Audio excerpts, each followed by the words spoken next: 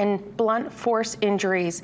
That's how the state medical examiner's office says 28-year-old Esther Keterlig died when she went hiking with her father on Katahdin earlier this month. Baxter State Park officials also releasing more information this afternoon about what they say happened to the hikers that tragic day after reaching the summit. Rangers say they left the campground at 6:30 Sunday morning, saying several hikers saw them on the trails, also noting the severe weather temps and conditions.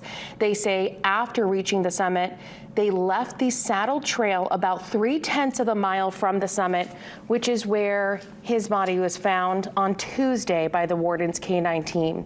On Wednesday, she was found in a boulder field 1,000 feet below her father. They believe she continued downhill off trail and attempted to traverse the boulder area, which was steep and snow covered, and slid downhill until she collided with large boulders. The medical examiner's office has not released a cause of death for 58-year-old Tim Keterlig, saying further studies are needed.